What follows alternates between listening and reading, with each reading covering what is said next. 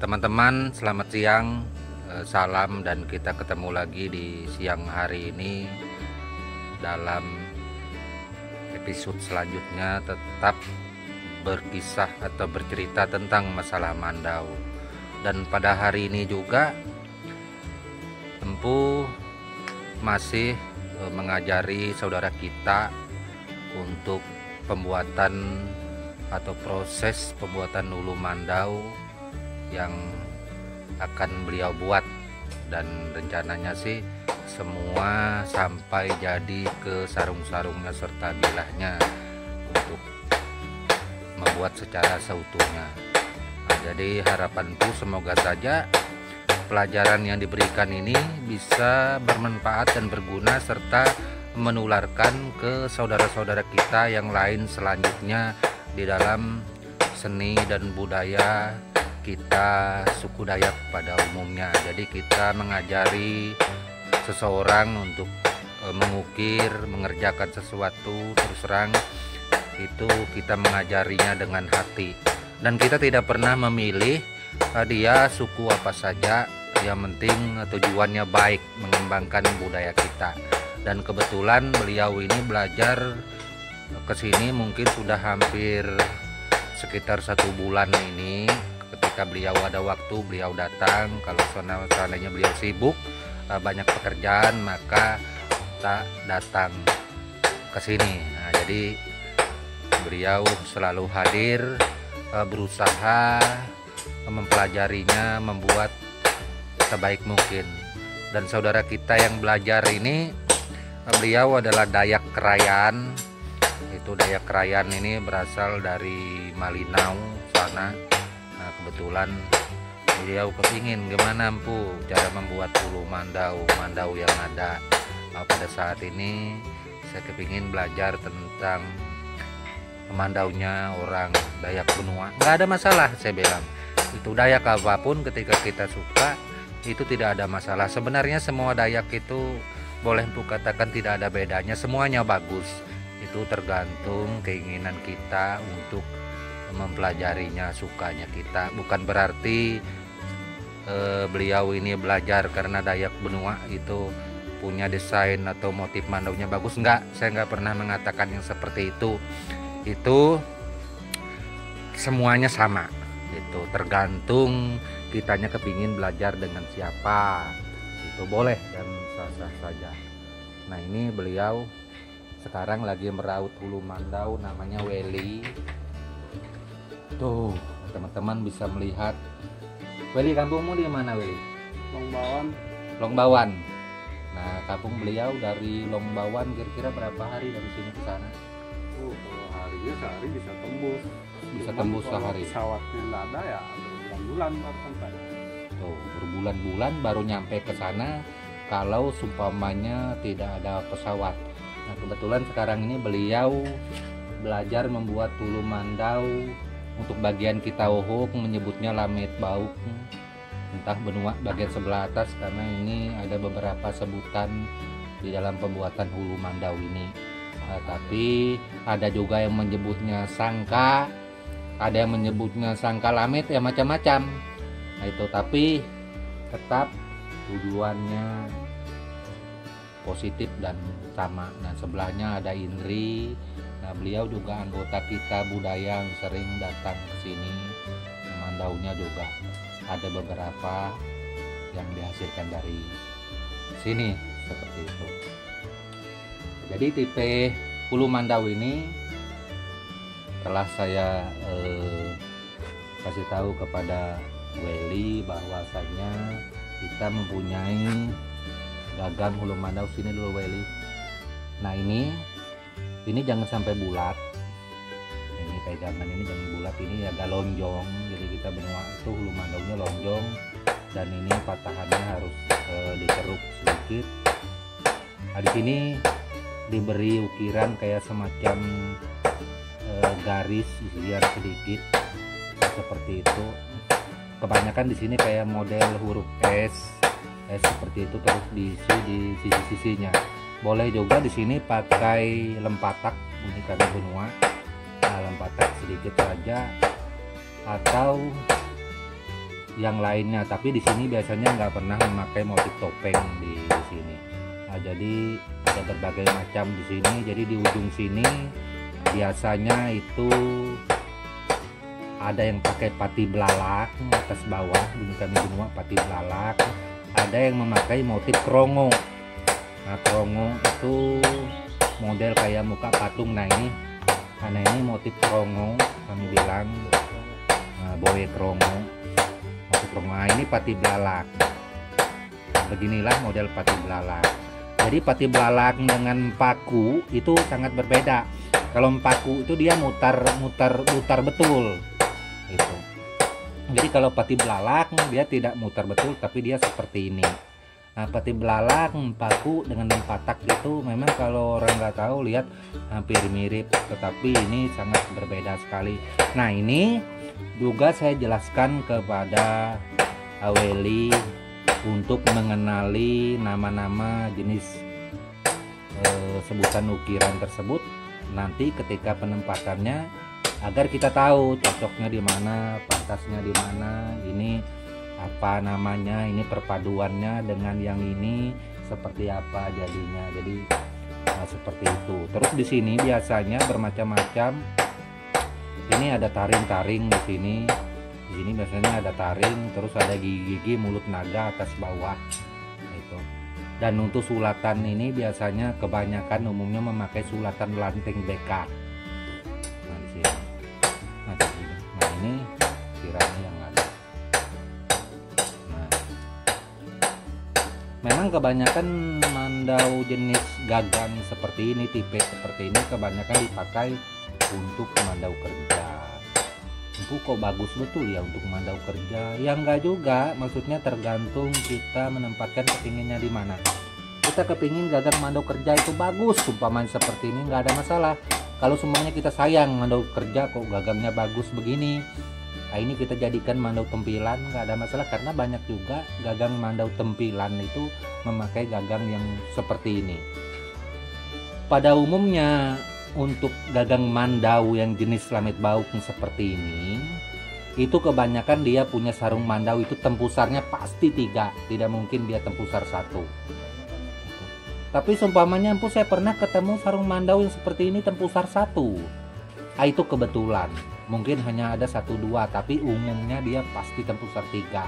Hampir seluruh dataran benua itu tempusarnya 3. Nah ini juga saya kasih tahu kepada Weli agar kita mengikuti kepada pas pakemnya, bukannya kita tidak boleh lepas daripada gaya itu sedikit, nggak ada masalah. Poin yang terpenting itu kita harus mengetahui letak pakemnya dulu. Nah, nanti pengembangannya kita mau buat seperti apa ya itu mungkin saja tidak ada masalah, yang penting kita tidak mengurangi rasa. Nah, kita tidak buta sesuatu hal yang mana yang benar, yang mana yang enggak.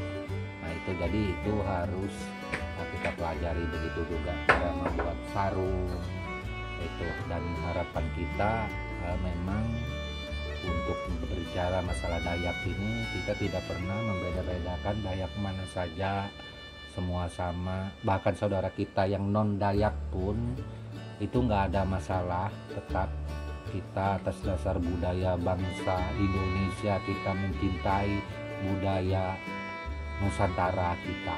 Itu saya Ampugel juga mencintai budaya kita. Budaya apa saja saya cinta dan saya suka, tidak pernah membeda-bedakannya.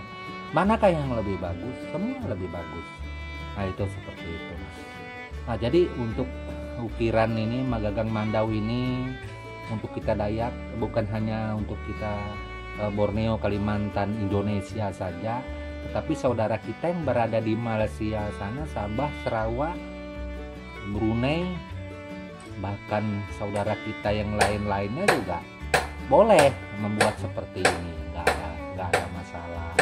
Nanti itu gimana orang benua marah seumpamanya karena itu pakem punya benua segala macam. Wah, kita benua tidak pernah seperti itu, terus terang.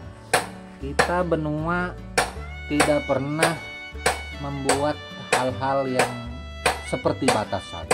Itu nggak pernah. Buktinya selama ini banyak saja yang membuat mandau kita yang tipe semparit, sarung satu, panjang tipenya kita langsung dari keseluruhan isian sampai ke ujung pantatnya itu kita tidak pernah permasalahkan itu. Ini untuk kita benua itu, tapi kita nggak tahu saudara kita yang lain, mohon maaf kita tidak pernah menyamakan. Mungkin saja saudara kita yang lainnya nggak boleh, atau mungkin saja ada yang sama. Nah, itu bisa saja, dan saya selalu menghormati saudara kita yang lain. Nah, ini tentang masalah benua. Nah, jadi seperti saudara kita Weli ini, dia belajar terus menerus, ya mudah-mudahan bisa, ibaratnya sekolah itu bisa tamat bisa lulus dan membuat sendiri mandau-mandau yang pas untuk tampilan orang kita daerah benua seperti itu. Nah, ini Weli mungkin bisa diamati lagi tadi apa yang diucapkan. Seperti biasa, mudah-mudahan nggak ada sih ada yang disampaikan saudara kita, siapa tahu dari perayaan ada nonton. Nalan-nalan me rumah empu lol. Kita melihat Ones lagi, beliau menempa mandau yang ada. Nah, ini Ones pada saat ini menempa bilah mandau mini dari besi kikir. Nah, besi kikir ini yang sisa, besi kikir besi ini ditempa menjadi sebuah bilah mandau. Nah, jadi banyak orang bilang, orang-orang tua dulu juga pernah mengatakan kalau besi kikir ini sangat bagus, dan besi ini besi bunyi benua atau mangit, kalau terluka kena ini darah banyak. Dan ini juga sering dibuat menjadi mata tombak untuk kita Dayak, terutama Dayak benua, dibuat mata tombak untuk berburu karena katanya besinya bagus dan berbisa besinya ini. Nah, ini Ones membuat bilah mandau. Ini mandau Wiro Tanjung berapa rencana anak buat? Tanjung Merah ya. Awe-awe Mamas Tanjung 2 ya. Nah, ini rencana dia membuat bilah mandau Pancung Ngerai, Pancung 1. Tempilan mandau kerja rencana. Oh, membuat tempilan. Kutanya mandau kerja atau mandau tempilan? Tempilan dulu. Bahaya. Oh, bahaya. Oh, tempilan ngau. Buat bawa awenan buat mandau kerja lagi. Oh, ya Ndri. Ya Hiro kok kamu sekarang. Oh. Sebenarnya mandau kerja itu banyak dan sangat kita butuhkan pada saat ini untuk pemakaian, tapi empu bingung pada saat ini rata-rata saudara kita yang ke tempat empu kok membuat mandau tempilan semua. Nah, itu mereka mandau tempilan kan lebih bagus, sekalian juga untuk kerja juga bisa itu, tetapi sayang lah kalau untuk kerja mereka seperti itu, dan mereka lebih mengutamakan kepada mandau simpanan untuk dijadikan pelindung, untuk dijadikan pusaka. Pukulannya ngeri juga ini. Tadi empu yang nempa, jadi bilah mandau yang empu tempa, empu memakai besi per. Nah, ini besi pernya. Nah, teman-teman bisa melihat ini lampu belah.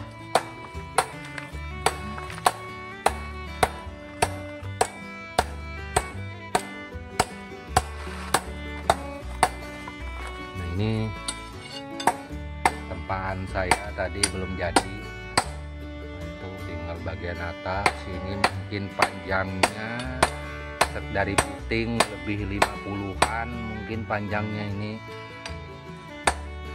Mudah-mudahan bisa jadi. Ada 2.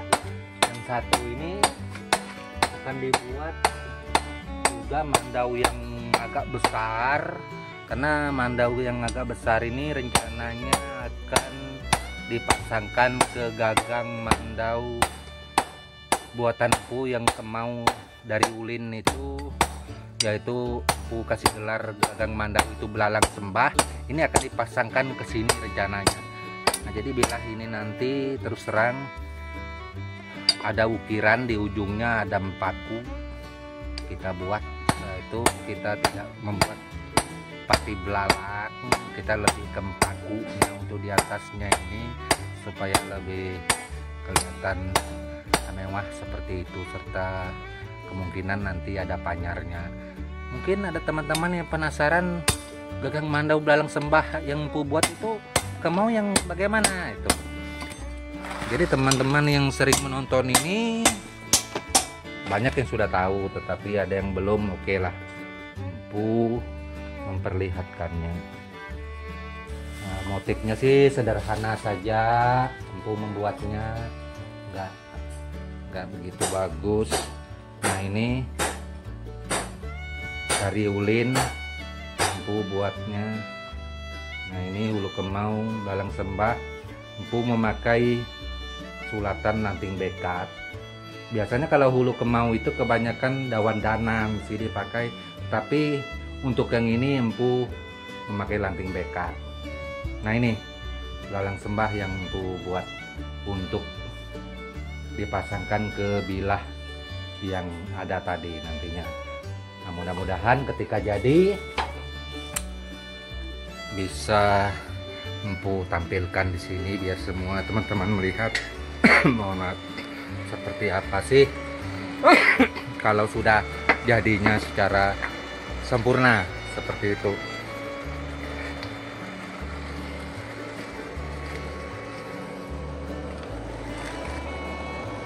Empu mu male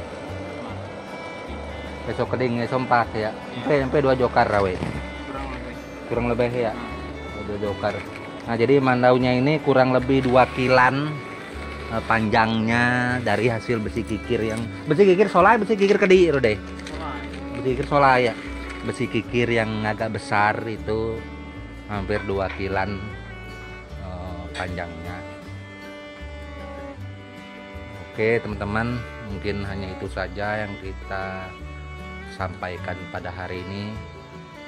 Besok kita ketemu lagi di seperti biasa. Tetap mungkin masalah mandau, tidak menutup kemungkinan juga tentang kegiatan lain yang akan ku sampaikan, yang pastinya berkaitan tentang masalah budaya. Weli, silakan ucapkan salam untuk saudara kita. Salam budaya. Salam budaya. Oke. Dan itu dari kami di sini, salam budaya. Seperti biasa, empu ucapkan mohon maaf kalau ada tata bahasa atau apa yang empu sampaikan salah. Empu juga menyadari atas segala kekurangan yang empu miliki, seperti itu.